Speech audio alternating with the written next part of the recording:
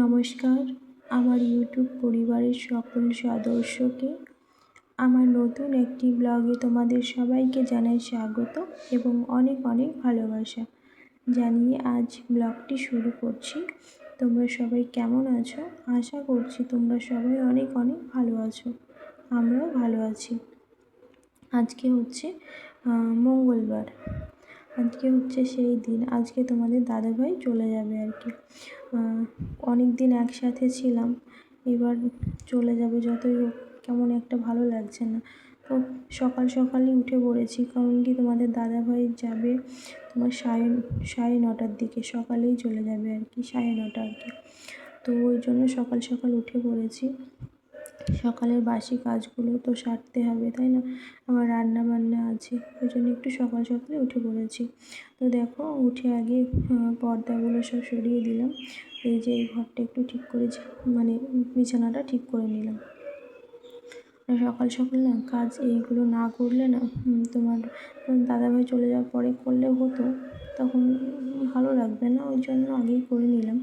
তো দেখো, জানালাটা খুলে দিলাম। বাইরে এখনও মানে খুব যে পরিষ্কার আলো ফুটেছে তেমন একটা না। তো যাই হোক, এই দেখো বিছানাটা একটু গুছিয়ে নিচ্ছি। আর বিছানা গোছানো না থাকলে না আমার একটুও ভালো লাগে না, সেটা আমি অনেকবার মানে বলেছি আর কি।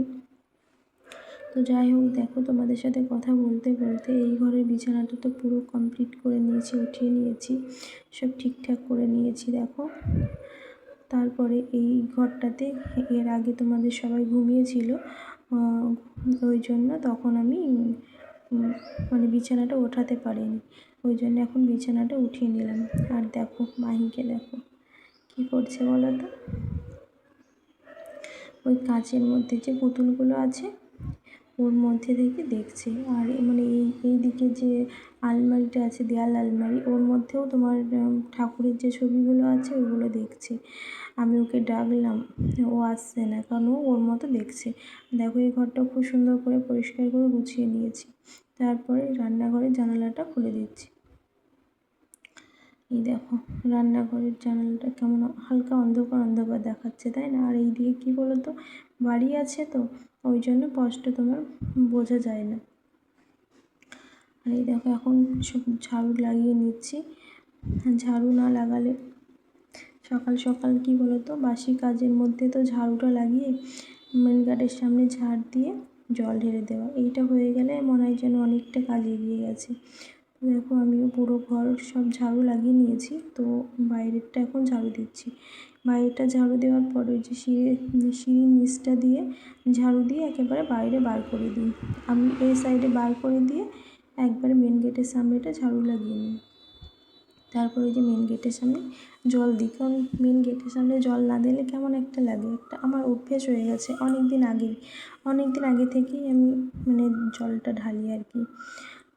আমার মতো প্রায় সবাই ঢালে মনে হয় যেন।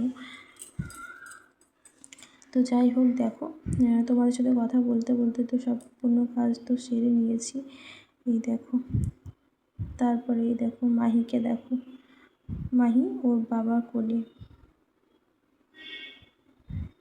ওই জামাটা একটু ভিজিয়ে ফেলেছিল, আবার চেঞ্জ করে দিলাম। তারপর ওর বাবার কোলেও বসে আছে। তো আজকের মতোই, তারপরে আবার চলে যাবে, বুঝতেই পারছো কবে আবার দেখা হবে না হবে। তারপরে তো পুরো কাজ সেরে এই দেখো ঠাকুরকে মিষ্টি জলটা দিয়ে আমি এইদিকে এসে ভাতটা বসিয়ে দিয়েছি। রান্না বান্না করতে তেমন একটা ভালোই লাগছে না। তোমাদের দাদাভাই বলছিল সেদ্ধ ভাত করো, ওই খেয়ে চলে যাবো, যতই হোক কেমন একটা লাগে না। তো মাছের ঝোল করবো, ওইদিকে আলু সেদ্ধ দিয়েছি আর মিষ্টি কুমড়া সেদ্ধ দিয়েছি। আর তেমন কিছুই করবো না আজকে, বুঝলি, মানে ভালো লাগছে না। আর এই যে এই কড়াইটাতে ছোটো কড়াই বসিয়েছি, মাছগুলোর সাইজটা খুব বড় ছিল, তো দুটোতেই মানে ভরে গেছে মনে হচ্ছে, ওই জন্য অনেকটা তেলও দেওয়া হয়েছে। তো যাই হোক, আমি এইগুলো ভেজে নিয়ে রান্নাবান্নাটা সেরে নিই। কী বলো তো, রান্না করতেও কেমন একটি ভালো লাগছে না, যতই হোক অনেক দিন একসাথে ছিলাম, তো এরপর থেকে পুরো একা হয়ে গেলাম। কী বলো তো, বাড়িতে ছেলে একজন না থাকলে না অনেকটা সমস্যা হয় সব কিছুর দিক থেকে, বাজার থেকে শুরু করে অনেক কিছুই সমস্যা হয়, তোমরা সবাই বোঝো। যাই হোক, কিছু করার তো নেই, তাই না? যেতেই হবে। তো ঠিক আছে, আমাদের একা থাকতে থাকতে অভ্যেস হয়ে গেছে আর কি। আমি তো একা নই, প্রচুর আছে আমার মতো। সবারকেই মানে মানিয়ে নিতে হয়, কিছু করার নেই।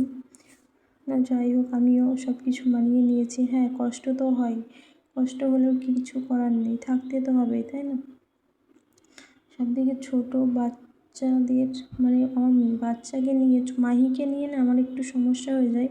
সবসময় চোখে চোখে রাখতে হয়, না হলে না ওই যে কী করে বলো তো, একেবারে মানে উপরে উঠে যায়, সিঁড়িতে উঠে অনেকটা উঠে যায়, তখন মানে পড়ে যায় যদি, ওই জন্যই তো সব সময় ওকে চোখে চোখে রাখতে হয় আমাকে।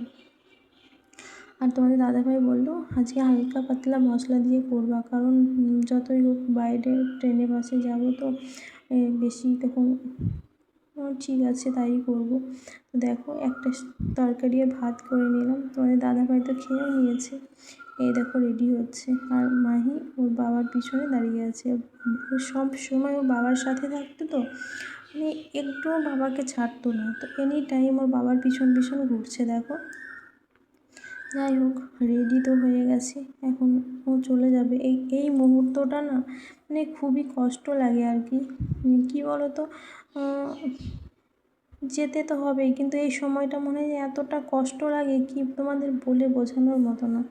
সবাই জানে যে এরকম আমার সাথে একা না, সব ফৌজিদের বউর সাথেই হয় এরকম। আরও আছে ফৌজি বলে কথা, আরও সব যারা সব বাইরে থাকে আর কি, সবাই যখন চলে যায় এই মুহূর্তটা না খুব কষ্ট দেয় আর কি। মানে খুবই কষ্ট হয়। কষ্ট হলেও আমাদের সব কিছু মানিয়ে গুছিয়ে নিয়ে থাকতে হবে, চলতে হবে, কিছু করার তো নেই। আমি মনকে বোঝাই, তবুও মানে কী বলো তো, খুব কষ্ট লাগে। তারপর দেখো তোমাদের দাদাভাই যাওয়ার সময় মোর হাতে মাহির হাতে দিয়েছে, ঠিক আছে?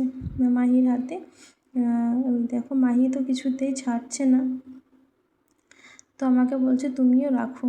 আমি কি করব, আমার তো লাগবে না। তো ঠিক আছে, দেখো চলে যাচ্ছি। এই সময়টা যে আমার এতটা কষ্ট হচ্ছে মানে বলে বোঝানোর মতো না। তো যাই হোক, দেখো যাওয়ার সময় মাহিকে মানে একটু আদর করে দিয়ে চলে যাচ্ছে।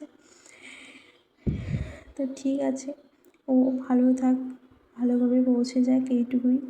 তো হ্যাঁ, আমি যখন ভিডিওটা দিচ্ছি ও তো পৌঁছেও গেছে। তো চলো ভিডিওটা এখানেই শেষ করছি।